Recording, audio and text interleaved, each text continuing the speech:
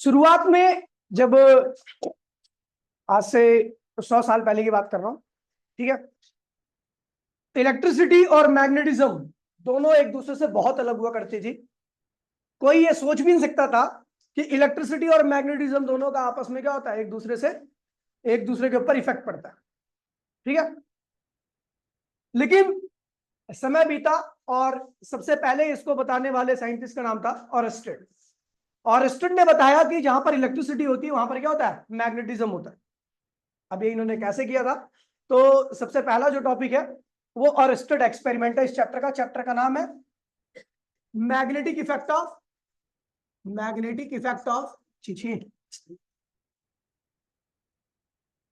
Chapter का नाम है magnetic effect of electric current. आपको बता देता हूँ ये चैप्टर कुछ ज्यादा ही मैथमेटिकल है, तो इसमें बहुत सारी मैथमेटिक्स आने वाली है, ठीक है। मतलब नॉर्मल मैथमेटिक्स आएगी, गुणा घटा मल्टीप्लाई ऐसा, ठीक है, और थोड़ी बहुत इंटीग्रेशन जो कि आपको पता होगी, ठीक है। तो सबसे पहला जो टॉपिक है इसमें का वो है ऑरस्टेड एक्सपेरिमेंट। ऑरस्टेड एक्सपेरिमेंट, देखिए ये एक रैंडम एक्सपेरिमेंट था। जिन्होंने जैसे तुक्के में इनको पता लग जाना, तो वही तुक्का ही था इनका, ठीक है, ठीक है। ये एक इन्होंने सर्किट सेटअप किया था, ये रेजिस्टेंस है, ठीक है, और ये रहा बैटरी, और यहां पे लगा दी थी इन्होंने की, ठीक है। स्टेप की कहते हैं इसको, या छोड़ रहे हैं तो की नाम देते हैं इसको, ये की। और यहां पर पास में रखा होता है एक कंपास। आपको बता दूं कंपास की प्रॉपर्टी के बारे में, कंपास जो होता है वो एक डिवाइस होता है जो कि मैग्नेटिक फील्ड के ऊपर काम करता है। अगर मैग्नेटिक फील्ड होगी तो वहां पर कंपास की नीडल में क्या होगी, डिफ्लेक्शन आएगी, और मैग्नेटिक फील्ड नहीं होगी तो कंपास की नीडल के अंदर किसी प्रकार की कोई डिफ्लेक्शन नहीं आती। यानी कहने का मतलब है कि कंपास के अंदर की जो नीडल है वो मैग्नेटिक फील्ड की वजह से डिफ्लेक्ट होती है। अब मैग्नेटिक फील्ड कैसे आ सकती है, तो मैग्नेटिक फील्ड पहले तो यही समझा था कि मैग्नेटिक फील्ड जो होती थी वो केवल मैग्नेट की वजह से आ सकती है। इस एक्सपेरिमेंट से पहले की बात में, ठीक है, कर रहा हूं मैं, तो वहां पर यह जाना जाता था कि मैग्नेटिक फील्ड आने की वजह केवल क्या होता है, मैग्नेट, और दूसरे कारण से मैग्नेटिक फील्ड नहीं आ सकती, ठीक है। तो ये एक्सपेरिमेंट परफॉर्म कर रहे थे एक सर्किट के साथ, ठीक है, और यहीं पर रखा होता है एक कंपास, ठीक है। और कंपास की जो नीडल होती है वो किससे बनी होती है, मैग्नेट की। और वो मैग्नेट की नीडल जब किसी मैग्नेट के संपर्क में आती थी तो उसके अंदर क्या होती थी, डेविएशन होती थी, डिफ्लेक्शन होती थी, ठीक है। इन्होंने क्या किया, ऐसी रैंडम एक्सपेरिमेंट था इनका, ठीक है। जैसे ही इन्होंने की को क्या किया, ओपन किया, सॉरी क्लोज किया, क्या किया, क्लोज किया। जैसे ही इन्होंने क्लोज किया की को, तो वैसी करंट की वैल्यू क्या होगी, सर्किट में आ गई ग्रेटर देन 0। और जैसी सर्किट में करंट ग्रेटर देन 0 आया, तो ये जो कंपास की नीडल थी इसके अंदर केस फर्स्ट, ये फर्स्ट बता रहा हूं तो यहां पर भी फर्स्ट की ही बात कर रहा हूं, ठीक है। और डिफ्लेक्शन को मैं अल्फा से लिख रहा हूं। अल्फा क्या है, डिफ्लेक्शन, डिफ्लेक्शन। तो जैसे ही इन्होंने की को क्लोज किया, करंट की वैल्यू क्या होगी, ग्रेटर देन 0। और जैसी करंट की वैल्यू ग्रेटर देन 0 आएगी, वैसी क्या होगी, डिफ्लेक्शन भी क्या होगी, वैसी क्या होगी, डिफ्लेक्शन भी क्या होगी, ग्रेटर देन 0। डिफ्लेक्शन क्या है, जो इसकी नीडल डेविएट होती है अपनी ओरिजिनल पोजीशन से, इसकी नीडल जितनी डेविएट होती है उसी को हम क्या कहते हैं, डिफ्लेक्शन कहते हैं। अच्छा, डिफ्लेक्शन आती किस वजह से है, मैग्नेटिक फील्ड की वजह से। किसकी वजह से, ठीक है। और यहां पर इन्होंने देखा कि यहां पर तो हमने मैग्नेटिक फील्ड अप्लाई नहीं कर रखी, यहां पर हमने मैग्नेटिक फील्ड, बेटा थोड़ा और लेट आया करना क्लास खत्म होने के बाद। यहां पर इन्होंने कोई भी मैग्नेटिक फील्ड अप्लाई नहीं कर रखी थी। पहले क्या समझते थे कि भैया मैग्नेटिक फील्ड आएगी तो किसकी वजह से आएगी, मैग्नेट की वजह से। लेकिन यहां पर तो कोई मैग्नेटिक फील्ड मैग्नेट है ही नहीं, तो इसका मतलब मैग्नेटिक फील्ड भी नहीं होगी, लेकिन फिर भी डिफ्लेक्शन आई। चलो, इन्होंने इसको वेरीफाई करने के लिए सेकंड केस में क्या कर दिया, इसको ओपन कर दिया। जैसे ही इन्होंने ओपन किया, करंट की वैल्यू क्या होगी, 0। करंट की वैल्यू क्या होगी, 0। और जैसे ही आपका करंट 0 हो गया तो डिफ्लेक्शन भी क्या होगी भैया, 0 होगी। यानी नीडल फिर दोबारा से उसी पोजीशन पे आ गई, ठीक है, जहां 0 मतलब डिफ्लेक्ट होने से पहले जहां पर थी वहां पर आ गई वापसी, ठीक है। तीसरे केस में इन्होंने फिर क्या किया, करंट को क्या किया, करंट इंक्रीज किया। क्या किया, करंट को सर्किट में इंक्रीज कर दिया। तो जैसे ही इन्होंने करंट को इंक्रीज किया तो तीसरे केस में इन्होंने देखा भैया डिफ्लेक्शन भी क्या होगी, इंक्रीज हो गई। तो इन्होंने यहां से बोला, यहां से इन्होंने कंक्लूजन निकाला कि जहां पर करंट होगा वहां पर मैग्नेटिक फील्ड भी होगी। और ऐसा इन्होंने इसी सर्किट के साथ नहीं, न जाने कितने सर्किट के साथ किया। उन्होंने देखा जहां जहां करंट आ रहा है वहां वहां पर कंपास की नीडल के अंदर क्या आ रही है, डिफ्लेक्शन आ रही है। क्या आ रही है, यानी वहां वहां पर क्या है, मैग्नेटिक फील्ड है। यानी मैग्नेटिक फील्ड की वजह केवल चुंबक नहीं, करंट कैरिंग वायर भी होता है। और उस वायर के अंदर आप जितना ज्यादा स्ट्रॉन्ग करंट प्रोवाइड करोगे उसके अंदर डिफ्लेक्शन भी क्या होगी, उतनी ही ज्यादा होगी। समझ गए, समझ गया। तो बाय ऑब्जर्वेशन या कंक्लूजन का बाय ऑब्जर्वेशन, ऑब्जर्वेशन इन्होंने कहा भैया क्या, कि जो डिफ्लेक्शन है वो डिफ्लेक्शन को मैं डिफ्लेक्शन लिख देता हूं, डिफ्लेक्शन वो डायरेक्टली प्रोपोर्शनल है किसके, magnitude of, magnitude of electric current के। यानी इलेक्ट्रिक करंट का मैग्नीट्यूड जितना ज्यादा होगा डिफ्लेक्शन भी क्या होगी कंपास की नीडल के अंदर उतनी ज्यादा होगी। मैग्नीट्यूड ऑफ करंट 0 हो गया तो डिफ्लेक्शन भी क्या होगी, मैग्नीट्यूड ऑफ करंट मैक्सिमम हो गया तो डिफ्लेक्शन भी क्या होगी। तो यहां से इन्होंने बोला भैया कि करंट ज्यादा तो मैग्नेटिक फील्ड ज्यादा, और मैग्नेटिक फील्ड ज्यादा तो वो कंपास की नीडल के साथ इंटरेक्शन क्या करेगी, ज्यादा। और जब कंपास की नीडल के साथ इंटरेक्शन ज्यादा होगा तो उसके अंदर डिफ्लेक्शन भी क्या होगा, ज्यादा। ये एक मंत्र ही से याद रखना, करंट 0, मैग्नेटिक फील्ड, डिफ्लेक्शन। समझ गया, करंट कम करोगे मैग्नेटिक फील्ड उसकी वजह से क्या होगी, डिफ्लेक्शन। समझ गया, समझ गया। तो यहां से ऑरस्टेड ने सबसे पहले ये बताया कि करंट कैरिंग वायर के चारों ओर क्या होती है, मैग्नेटिक फील्ड होती है। और इसको ऑब्जर्व करने के लिए उन्होंने किसका इस्तेमाल किया भैया, कंपास का। समझ गया, कंपास का इस्तेमाल इसलिए किया क्योंकि भैया वो मैग्नेट का बना होता है, और मैग्नेट मैग्नेट के साथ इंटरेक्ट करता है या मैग्नेटिक फील्ड के साथ इंटरेक्ट करता है। समझ गए, इंटरेक्ट मतलब एक दूसरे पे फोर्स लगाना, ऐसा। ठीक है, तो ये मर गए, खत्म, इतना ही बोला और ये मर गए। इन्हें करने में इनको सालों लग गए। ठीक है, उसके बाद एक दूसरे साइंटिस्ट आए जिसका नाम था बायट सैवर्ट्स। बायट सैवर्ट्स पहले साइंटिस्ट थे जिन्होंने इसको फॉर्मुलेट किया। फॉर्मुलेट सोचते ना, एक रिलेशन दिया जिससे हमें यह पता लगे कि भैया मैग्नेटिक फील्ड है कितनी। इन्होंने ये बताया कि करंट की वजह से क्या होगी, मैग्नेटिक फील्ड होगी, लेकिन वो मैग्नेटिक फील्ड कितनी होगी ये नहीं बता पाया और ये मर गए। अब उसको बताने के लिए एक दूसरे वैज्ञानिक आए जिनका नाम था बायट सैवर्ट्स। ठीक है, और उन्होंने एक लॉ दिया, उसी को हम कहते हैं भैया बायट सैवर्ट्स लॉ। आपको बता दूं चैप्टर नंबर 4 में सबसे बेसिक और सबसे ज्यादा इंपॉर्टेंट लॉ यही है। हर एक डेरिवेशन, जितनी भी डेरिवेशन आप करोगे आगे, वो सबकी सब इसी लॉ के ऊपर क्या है, बेस्ड है। ठीक है, तो चलो करते हैं भैया बायट सैवर्ट्स लॉ। ठीक है, और ध्यान दीजिए बहुत आसान है, लेकिन इसमें बहुत सारी चीजें मैं आपको एक्स्ट्रा बताने चलूंगा। ठीक है, बायट सैवर्ट्स लॉ, बायट सैवर्ट्स लॉ।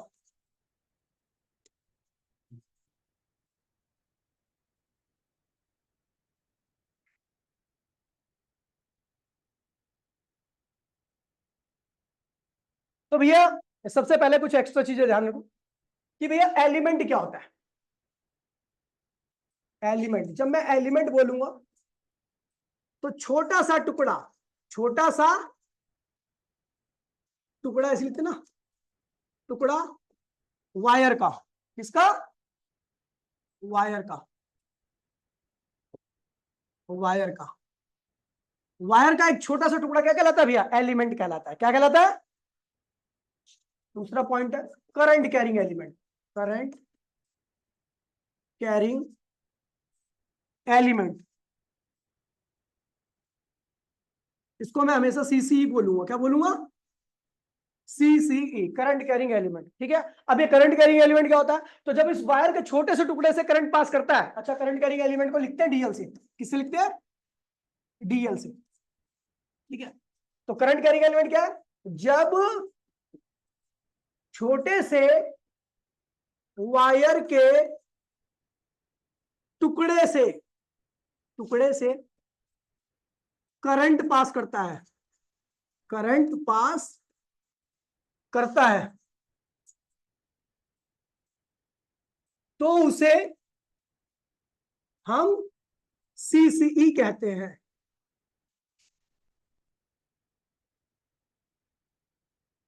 समझ में बात नहीं? तो एलिमेंट क्या है? Small part of wire. Wire का बहुत छोटा सा पार्ट क्या कहलाता है? एलिमेंट कहलाता है। ठीक है।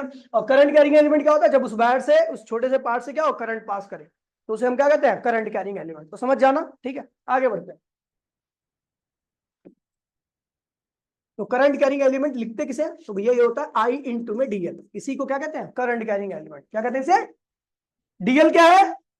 छोटा सा टुकड़ा। आई क्या है? करंट। तो आई और देखिए छोटा सा टुकड़ा और करंट मिलकर क्या बन गया? Current carrying element. बता दो उसके बारे में। वेक्टर क्वांटिटी होती है। कैसी क्वांटिटी होती है? Vector quantity. तो भैया इसकी वेक्टर फॉर्म जो होगी, सीसी की वेक्टर फॉर्म जो होगी वो होगी आई इंटू में डीएल वेक्टर। आई इंटू में डीएल वेक्टर। एसआई यूनिट क्या होगी इसकी? एसआई यूनिट क्या होगी? तो भैया देखिए, आई क्या है? एम्पियर। डीएल क्या है? लेंथ है। लेंथ है क्या है? और लेंथ की एसआई यूनिट क्या होती है? मीटर। तो एम्पियर मीटर क्या होगी? करंट कैरिंग एलिमेंट की एसआई यूनिट होगी। ठीक है। डायमेंशन क्या होगा इसका? और डायमेंशन, तो भैया डायमेंशन होगा एम्पियर का ए हो गया और मीटर का एल हो गया। ए इंटू में एल। कोई दिक्कत तो नहीं है? अच्छा, फिर इसके बारे में बता दूं भैया कि जिस प्रकार से मैग्नेट का पोल मैग्नेटिक फील्ड क्रिएट करता है, बिल्कुल सेम उसी प्रकार से ये भी क्या करता है? मैग्नेटिक फील्ड क्रिएट करता है। तो इसे हम क्या कहते हैं भैया? Creator of magnetic field.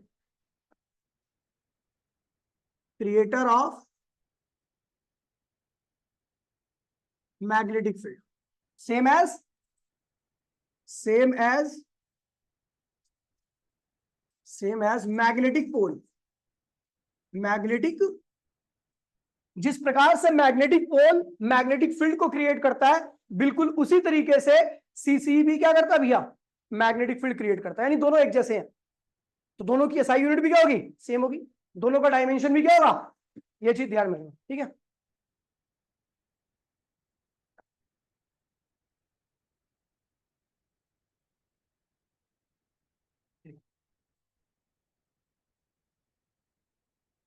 ठीक है।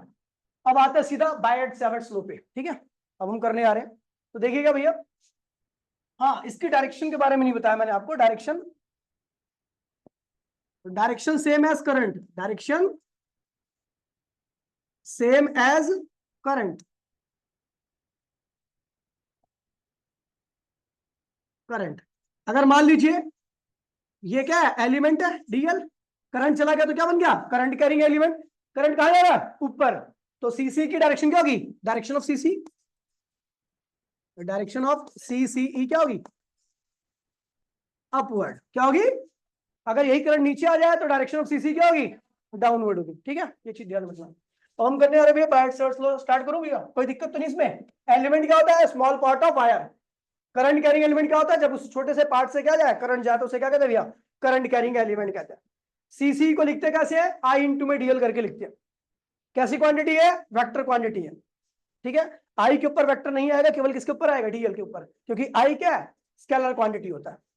एसआई यूनिट क्या होगी? करंट की क्या होती है? एम्पियर। डीएल क्या है? लेंथ है, तो मीटर। डायमेंशन क्या होगा? तो एम्पियर का ए होता है, मीटर का क्या होता है? एल होता है।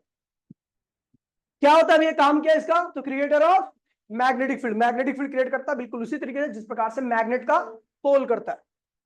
डायरेक्शन क्या होती है? करंट के जैसी होती है। डायरेक्ट, अगर करंट ऊपर रहेगा तो सीसी की डायरेक्शन भी क्या होगी? ऊपर की तरफ होगी, अन्यथा नीचे की तरफ।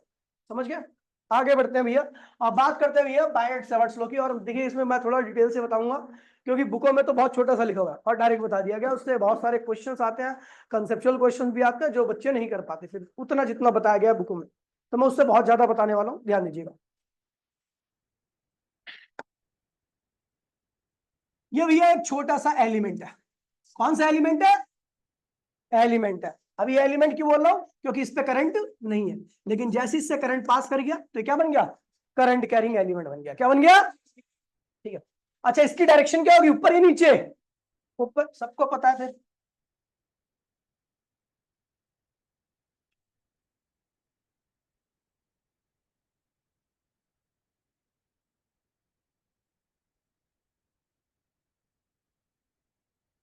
इसकी डायरेक्शन क्या होगी? ऊपर की तरफ।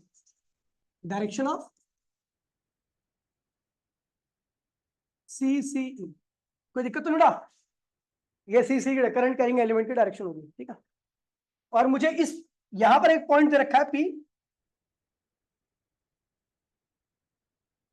यहां पर एक पॉइंट P दे रखा है, इस पर मुझे इस एलिमेंट की वजह से क्या निकालनी है, मैग्नेटिक फील्ड निकालनी है, ठीक है। तो यहां से ये लिख दिया थीटा, तो ये क्या है, R है।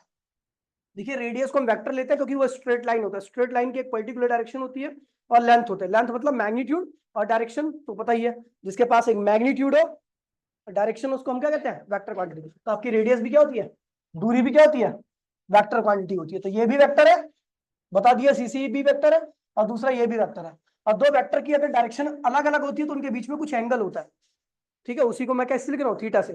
थीटा किसके बीच का एंगल है, एंगल इन बिटवीन CCE और R वेक्टर, CCE और R vector, angle between CCE and R vector, ठीक है। मुझे इस एलिमेंट की वजह से वहां पर मैग्नेटिक फील्ड निकालनी है। अच्छा एलिमेंट छोटा सा है, एलिमेंट छोटा होता है ना, तो इसकी वजह से जो मैग्नेटिक फील्ड होगी वो भी क्या होगी, छोटी सी होगी, ठीक है। अब देखिए भैया स्टार्ट कर रहा हूं मैं, तो ये पूरा का पूरा देखिए लॉ जो होता है उसके बारे में बता दूं, लॉ किसे कहते हैं। लॉ वो होता है जिसके बारे में कोई रीजन ना हो, होता है मतलब होता है, ये आपको मानना पड़ेगा, हाँ उसके आधार पे बाकी और कैलकुलेशन होगी, बाकी इसको मानना पड़ेगा। जैसे ग्रेविटेशन लॉ है, उसमें क्या कहता है, दो मास के बीच में अट्रैक्टिंग फोर्स लगेगा। क्यों लगता है आपको पता है क्या, नहीं पता, किसी को भी नहीं पता। दो चार्ज के बीच में फोर्स लगता है, क्यों लगता है, नहीं पता। पता है, जिनका कोई रीजन ना हो लेकिन होता है, ये लॉ होता है, क्या कहलाता है उसको। तो इसका भी कोई रीजन नहीं है, बाकी मैं अपनी तरफ से कोशिश करूंगा कि आपको पता लग जाए, ठीक है। बाकी आपके लेवल पर कोई रीजन नहीं है, ठीक है। तो भैया by observation, by observation, observation में क्या देखा कि भैया जो ये मैग्नेटिक फील्ड है डीबी, ध्यान दीजिए भैया, नजर हटी, तो ये जो डीबी है, इस एलिमेंट की वजह से इस पी पॉइंट पर मैग्नेटिक फील्ड वो किसके डायरेक्टली है, करंट की। किसके डायरेक्टली है, ये तो हमें पहले ही पता लग गया है कि भैया ऑरेस्टेड नहीं बोला था, क्या बोला था कि अगर स्ट्रॉन्ग करंट पास कराएंगे तो पास में जो रखा कंपास है उसके अंदर डिफ्लेक्शन क्या होगी, ज्यादा होगी।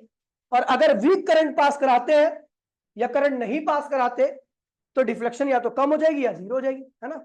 यानी करंट बढ़ेगा तो मैग्नेटिक फील्ड बढ़ेगी, क्योंकि यहाँ पे कंपास के अंदर जो नीडल कंपास रखा हुआ है उसके अंदर नीडल के अंदर क्या होगी, डिफ्लेक्शन बढ़ेगी, ठीक है। करंट बढ़ा तो डिफ्लेक्शन को मैं किस अल्फा, अल्फा लिख रहा हूं, अल्फा क्या है, डिफ्लेक्शन इन कंपास, कंपास के अंदर डिफ्लेक्शन अल्फा से लिख रहा हूं, ठीक है। तो करंट बढ़ा जी, चल दिया, करंट को मैंने बढ़ाया तो कंपास की डिफ्लेक्शन क्या होगी, बढ़ गई। और कंपास की डिफ्लेक्शन बढ़ने का केवल एक मतलब है कि वहां पर मैग्नेटिक फील्ड क्या होगी, हुई बढ़ गई। किसकी वजह से, इस एलिमेंट की वजह से।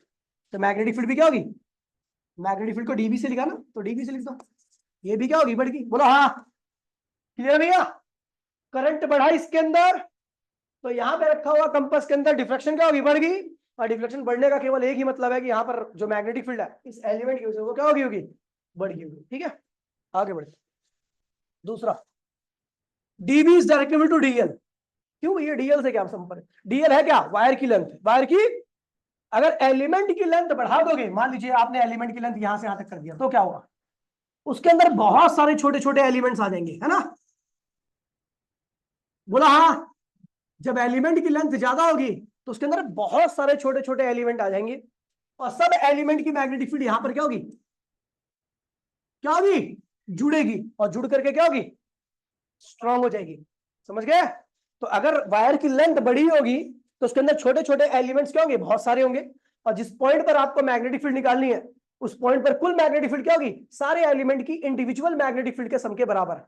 यानी अगर आप लेंथ ज्यादा करोगे, लेंथ को बढ़ा दोगे, किसकी लेंथ को, और ये जो करंट कैरिंग एलिमेंट है इसकी लेंथ को बढ़ा दोगे तो भैया उसके अंदर इंडिविजुअल छोटे छोटे और एलिमेंट्स बन जाएंगे, और एलिमेंट की जो कुल मैग्नेटिक फील्ड है यहां पर क्या होगी, स्ट्रांग हो जाएगी, क्योंकि आपको पता है छोटे छोटे एलिमेंट की वजह से इंडिविजुअल मैग्नेटिक फील्ड यहीं पर आ रही है, और सबकी मैग्नेटिक फील्ड क्या होगी, सबके सम के बराबर आएगी, तो टोटल मैग्नेटिक फील्ड क्या होगी, बढ़ेगी, यानी एलिमेंट की लेंथ बढ़ी तो इस पी पॉइंट पर मैग्नेटिक फील्ड भी क्या होगी, बात सुन नहीं, क्योंकि क्यों बढ़ेगी, क्योंकि एलिमेंट की संख्या क्या होगी, बढ़ जाएगी।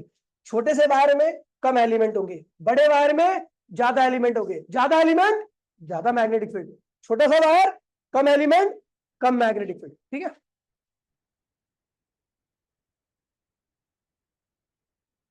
ठीक है, तो डीएल का डायरेक्टली कैसे, तो भैया डीएल ज्यादा रहेगा,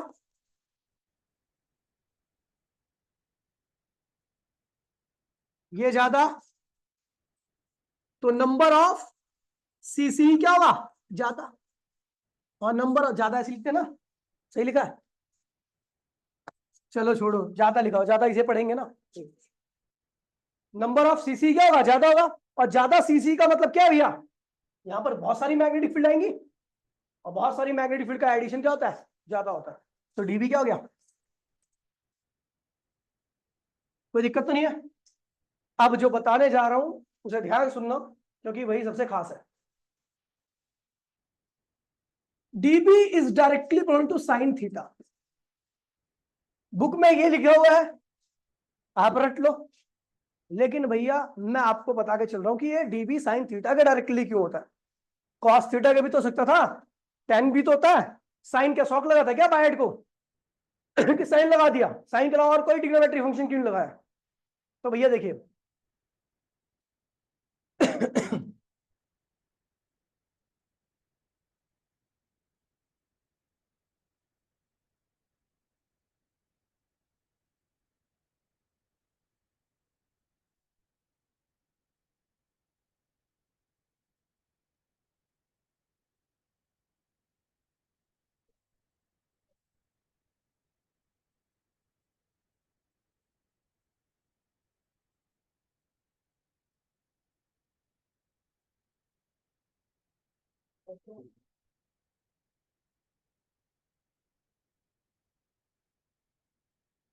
थोड़ा सा बनाना, एक करंट करंट जा रहा है आई, ठीक है, और रेडियल है, तो क्या बन गया ये, करंट कैरिंग एलिमेंट, ये मत लिखो, समझ जाना आप, वरना डायग्राम गंदा हो जाएगा। आइडियल करंट कैरिंग एलिमेंट बन गया, ठीक है, ये मैंने सर्कल क्यों बनाया अभी आपको पता लग जाएगा, ठीक है, इस तीसरे वाले को साइन थीटा को समझाने के लिए बनाया मैंने, ठीक है। अब मैं ये अलग अलग कंडीशन, अच्छा आपको ये भी पता है कि सीसी की डायरेक्शन क्या होगी, ये होगी, बोला हाँ, क्योंकि करंट ऊपर जा रहा है तो सीसी की डायरेक्शन भी क्या होगी, ऊपर ही होगी, ठीक है?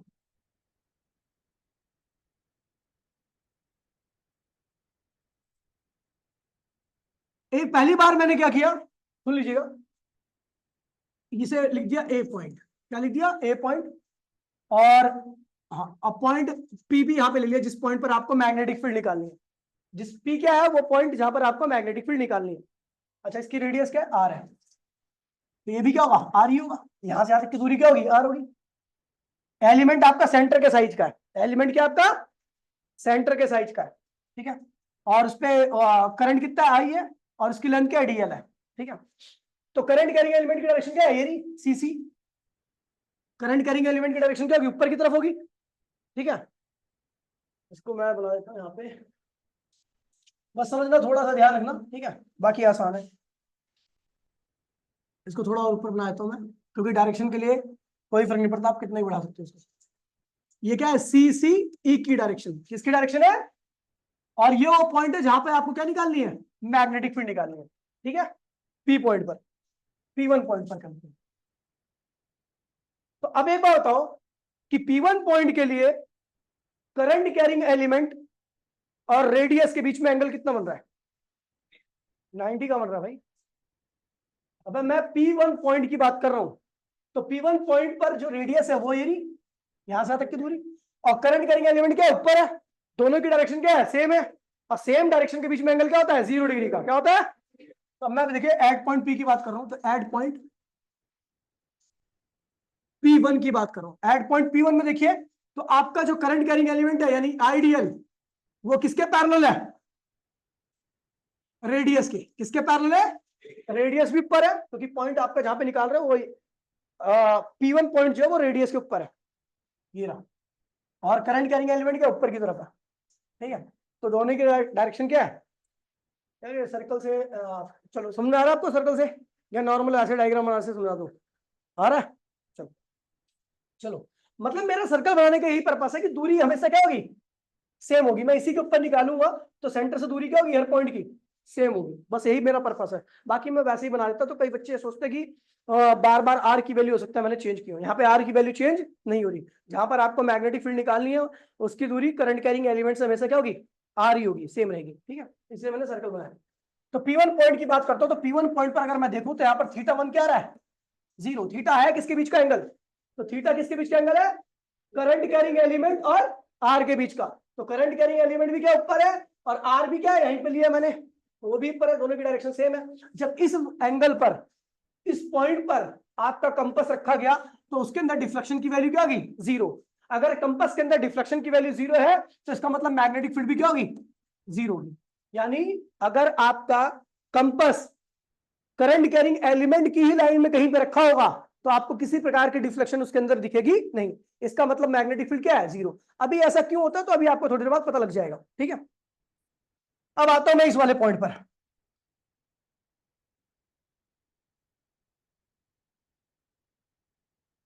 इसको एक काम करता हूं, सॉलिड कर देता हूं पहले।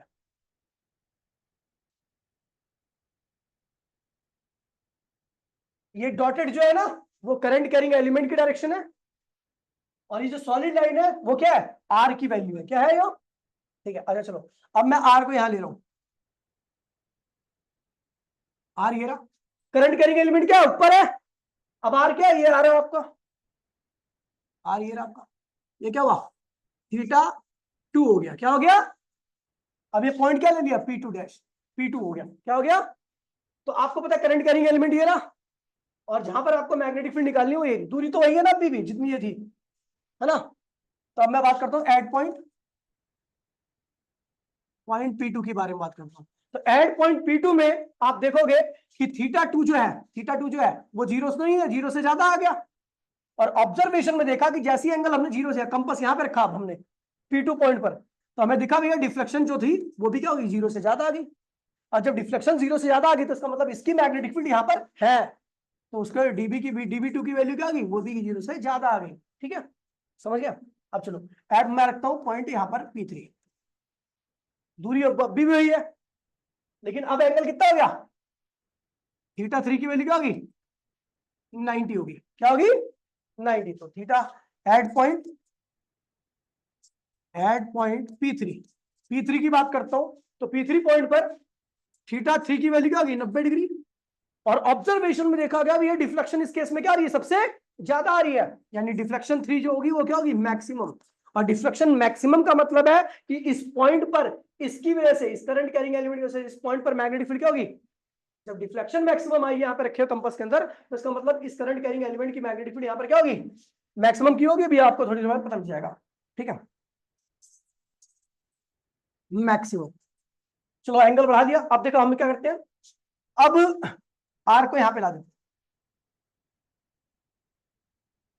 पॉइंट यहाँ पे लाए, और आपको पता है भैया ये जो P4 पॉइंट है, इस P4 पॉइंट का जो एंगल बन रहा है θ4, वो क्या है, 90 डिग्री से ज्यादा है, बोला करंट कैरिंग एलिमेंट का डायरेक्शन ही है। अब हमने क्या किया, पॉइंट P4 को यहाँ पे रख दिया, दूरी ये रही आपकी, तो इस R और करंट कैरिंग एलिमेंट के बीच में एंगल क्या हो गया, 90 डिग्री से ज्यादा। तो जैसे हम पॉइंट P4 की बात करते हैं, एड पॉइंट P4 पॉइंट की बात करेंगे, तो यहाँ पे आपको दिख रहा होगा θ4 जो है वो क्या है, 90 डिग्री से क्या हो गया, ज्यादा। जैसे ही हमने 90 डिग्री से ज्यादा किया तो हमें क्या दिखा भैया कि जो डिफ्लेक्शन थी वो क्या होगी, रिड्यूस होने लगी, क्या होने लगी, कम होने लगी। जैसे आप एंगल को 90 डिग्री से ज्यादा पे लाओगे वैसे आपकी डिफ्लेक्शन क्या होगी, कम होने लगेगी। और जैसे आपकी डिफ्लेक्शन कम होने लगी इसका मतलब मैग्नेटिक फील्ड भी क्या हो रही है, कम होने लगी, ठीक है। और ज्यादा समझदारी दिखा के हमने क्या किया भैया, आर को यहां लिया है P5, ठीक है, इस पॉइंट पर कंपास यहां पे लेके आ गए। तो भैया जैसे हम एड पॉइंट P5 की बात करते हैं, तो P5 पॉइंट पर आपका एंगल कितना हो गया दोनों के बीच में, आर ये रहा, आर ये रहा, और करंट कैरिंग एलिमेंट ऊपर गिरा, दो चीजें अपोजिट होती है तो एंगल कितना होता है 180 डिग्री का। तो थीटा 5 हमने क्या कर दिया 180 डिग्री का। तो हमें दिखा जो डिफ्लेक्शन 5 थी वो क्या होगी फिर जीरो हो गई, फिर क्या होगी और फिर जीरो हो गई। तो भैया इसका मतलब मैग्नेटिक फिर क्या हो गई थी भैया जीरो। ठीक है, अब एक चीज हम देख रहे हैं यहाँ पर साइन थीटा लगाने का रीजन सुन लीजिए। हम देख रहे हैं कि जब हमने एंगल जीरो रखा तो मैग्नेटिक फील्ड क्या थी जीरो, एंगल बढ़ा रहे हैं तो एंगल मैग्नेटिक फील्ड क्या हो रही है बढ़ रही है। एंगल जैसे ही 90 डिग्री किया तो मैग्नेटिक फील्ड क्या होगी मैक्सिमम, और फिर एंगल बढ़ा रहे हैं तो क्या होगा मैग्नेटिक फील्ड फिर कम होने लगी, और फिर एंगल 180 किया तो मैग्नेटिक फील्ड क्या होगी जीरो।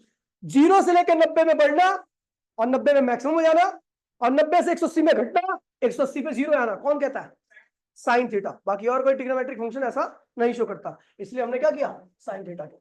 अच्छा यहां पर मैं बता रहा हूं कि एंगल बदलने पर मैग्नेटिक फील्ड क्यों बदल रही है, इसका रीजन सुन लीजिए। क्योंकि एक एलिमेंट की वजह से जो मैग्नेटिक फील्ड होती है ना वो इस तरीके से बनती है, इस तरीके से।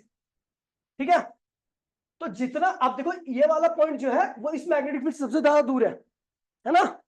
तो इसलिए यहां पर मैग्नेटिक फील्ड की वैल्यू क्या होती है सबसे कम होती है, इन्फ्लुएंस जीरो के बराबर होता है। लेकिन जैसे जैसे एंगल कम करता हूं तो इस लूप के क्या होते हैं पास में आने लगता है, समझ गया।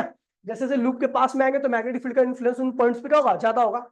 इस पॉइंट पर सबसे ज्यादा इन्फ्लुएंस होता है, इसलिए मैग्नेटिक फील्ड यहाँ पर क्या होती है सबसे ज्यादा होती है। और जब मैं नीचे आने लगता हूँ तो दूरी फिर क्या होती है बढ़ने लगती है, और यहाँ पर दूरी फिर क्या होती है मैक्सिमम हो जाती है, और डिफ्लेक्शन फिर जीरो आती है, और मैग्नेटिक फील्ड फिर क्या होती है जीरो आती है। इसलिए भैया एंगल बढ़ने पर आपका ये चेंज होता है, समझ गया। तो ये रीजन तो नहीं लिखा बुक में, मैं आपको अपनी तरफ से बता रहा था, ठीक है समझ गया भाई। तो इसलिए हमने क्या लगाया था भैया साइन थीटा, क्या लगाया था साइन थीटा। 0 to 90 में मैग्नेटिक फील्ड क्या हो रही है बढ़ रही है, और 90 to 180 में मैग्नेटिक फील्ड क्या हो रही है घट रही है। तो इसीलिए क्या है भैया साइन थीटा के क्या है डायरेक्टली। फिजिक्स का सबसे बेसिक लॉ होता है कि दूरी बढ़ने पर चीजों का इन्फ्लुएंस क्या होता है कम हो जाता है, इंटेंसिटी क्या होती है कम हो जाती है। मेरी आवाज की बात कर लो, इसको सबसे ज्यादा सुनाई दे रही होगी, फिर इसको फिर इसको फिर इसको, और कमरे के बाहर तक सुनाई दे रही होगी, फिर उसके बाद धीरे धीरे डीम होती जाएगी। बिल्कुल ऐसे ही क्या होता है किसी भी मैग्नेट के पास में रहोगे तो उसकी मैग्नेटिक फील्ड की इंटेंसिटी क्या होगी ज्यादा मिलेगी आपको, इन्फ्लुएंस ज्यादा दिखेगा, कंपास के अंदर डिफ्लेक्शन क्या होगी ज्यादा होगी। लेकिन जैसे जैसे उस कंपास को दूर ले आओगे उसके अंदर डिफ्लेक्शन क्या होगी कम होती जाएगी। तो इसका मतलब क्या है मैग्नेटिक फील्ड जो होती है वो दूरी बढ़ने के साथ क्या होती है कम हो जाती है, इसलिए इनवर्सली लिखा है मैंने इसको, ठीक है। क्योंकि आर बढ़ेगा तो भैया इन्फ्लुएंस क्या होगा उसका कम होगा, यानी मैग्नेटिक फील्ड भी क्या होगी कम हो जाएगी, समझ गया, इसलिए इनवर्सली। ये कुछ इक्वेशंस बनी है अपनी, ये इक्वेशन नंबर फर्स्ट है, कौन सी भैया ये, और ये क्या है सेकंड, ये क्या है थर्ड, और ये क्या है on combining first second third and fourth equation. तो क्या होगा भैया सारा कंबाइन कीजिए, डीबी इज डायरेक्ट, जो डायरेक्टली है उसको डायरेक्टली कौन कौन था करंट डीएल साइन थीटा, और इनवर्सली कौन था आर स्क्वायर, ठीक है। तो डीबी इज इक्वल टू में के times of IDL sign theta upon में क्या हो गया आर स्क्वायर, वेयर के जो होता है आपका इसे कहते हैं मैग्नेटिक कांस्टेंट, क्या कहते हैं इसे मैग्नेटिक कांस्टेंट। और अगर आपके बाद इसके खैर इसकी एक पूरी डिटेल में क्लास ही है, ठीक है। तो के की जो वैल्यू होती है वो होती है म्यू नॉट अपॉन में 4 पाई, म्यू नॉट अपॉन में, ठीक है। और इसकी पूरी जो न्यूमेरिकल वैल्यू होती है वो 10⁻⁻7 होती है। एसआई यूनिट क्या होगी टेस्ला मीटर पर एम्पियर, ठीक है। इसकी एसआई यूनिट पे भी ड्राइव कर लेंगे, तो अभी लगा दिए मुझे तो याद है, ठीक है। और म्यू नॉट जो होता है उसका नाम होता है एब्सोल्यूट परमिएबिलिटी, परमिएबिलिटी कहते हैं इसको, क्या कहते हैं एब्सोल्यूट म्यू नॉट को एब्सोल्यूट परमिएबिलिटी कहते हैं। और इसकी जो न्यूमेरिकल वैल्यू होती है वो 4 पाई इंटू 10⁻⁻7 टेस्ला मीटर पर एम्पियर, टेस्ला मीटर पर एम्पियर। कह रही है कांस्टेंट की वैल्यू है, आपको ये बार बार यूज करना पूरे चैप्टर में, चैप्टर नंबर 4 चैप्टर नंबर 5 ये दोनों ही यही कांस्टेंट आपका बार बार आएगा रिपीट होगा, ठीक है। चलो तो बीडीबी कोर्स में क्या हो जाएगा आपका म्यू नॉट 4 पाई जी आइडियल साइन थीटा अपॉन में r square, that is the Biot Savart's law for current carrying element. किसी वायर की वजह से नहीं है ये, केवल किसकी वजह से, किसकी कहां पे यूज करोगे जहां पर आप एलिमेंट की वजह से निकाल रहे हो। वायर के लिए आप क्या करोगे इसको इंटीग्रेट कर देंगे, क्योंकि वायर जब बात करेंगे तो बहुत सारे एलिमेंट होंगे, और बहुत सारे एलिमेंट की वजह से कुल मैग्नेटिक फील्ड क्या होगी, इंटीग्रेशन के बराबर, इंटीग्रेशन मतलब जोड़ के बराबर आती है, ठीक है। तो ये हो गया करंट कैरिंग एलिमेंट, कोई दिक्कत तो नहीं है, ठीक। अब देखिए एलिमेंट है, मैग्नेटिक फील्ड है, और मैग्नेटिक फील्ड कैसी क्वांटिटी होती है, वेक्टर क्वांटिटी, और प्रत्येक वेक्टर क्वांटिटी के पास क्या होती है, अपनी डायरेक्शन होती है, क्या होती है, तो डायरेक्शन ऑफ मैग्नेटिक फील्ड की बात कर रहा हूं बेटा। वेबर हट्टा मार दूंगा, मार दिया इसके हट्टा, क्या नाम है इसका, वैभव ही तो है ना, तेरे को कह रहा हूँ, तेरे को कह रहा हूँ, पांडे, हाँ तेरे को तो ये पता ना, हाँ तुझे ही कह रहा हूँ मैं, हाँ हाँ, उसे पता है क्या कर रहा है वो, पता नहीं पता, बोल हाँ। हाँ, मेरे लगने के बाद कम से कम 15 दिन तक, 20 दिन तक तू ऐसे ही रहेगा, ठीक है। तो भैया हमने देखा बायट सावर्ट्स लॉ से एक करंट कैरिंग एलिमेंट की वजह से मैग्नेटिक फील्ड क्या होती है, mu naught 4 pi I dl sine theta upon beta क्या होती है, are square.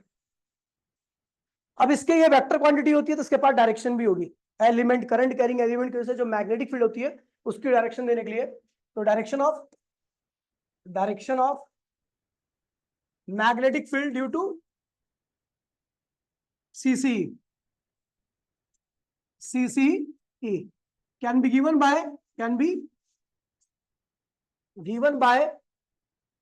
right hand thumb rule। यहां पर थंब जो होगा,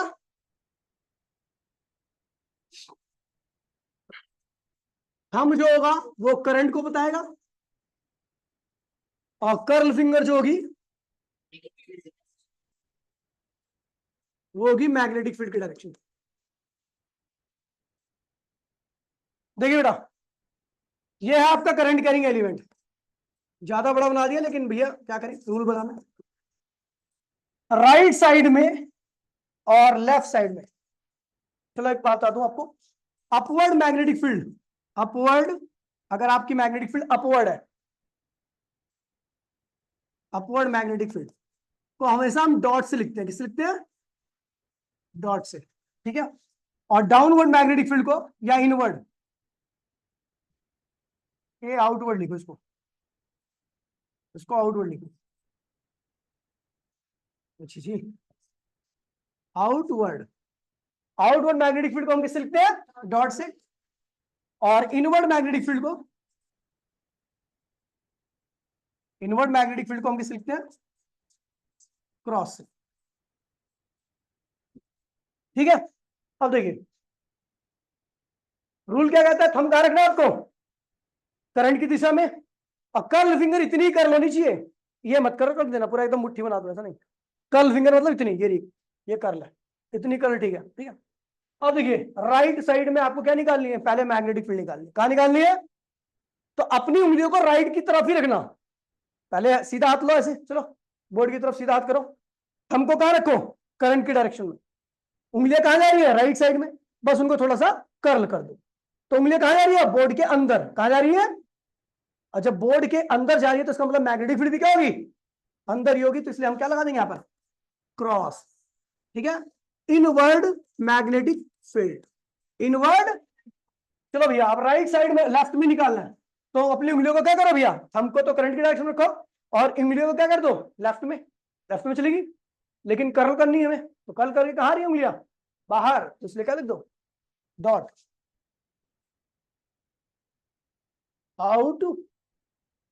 आउटवर्ड मैग्नेटिक फील्ड, समझ गए भैया। अरे बाहर में क्या, एंटी क्लॉकवाइज, वो क्लॉकवाइज, वो वायर के अंदर होता है, ठीक है। अब इसमें तेरे को क्लॉकवाइज, ये करंट एंटी क्लॉकवाइज क्लॉकवाइज जा रहा है क्या, लूप की वजह से होता है, समझी, ठीक है। हाँ अगर वायर के अंदर करंट कहाँ जा रहा है भाई, बढ़िया, ठीक है, वायर के अंदर बाहर ऐसे करंट जा रहा हो तो भी बात अलग होगी, अभी तो खैर वो चीजें नहीं है, ठीक है, ये हो गया, समझ गया।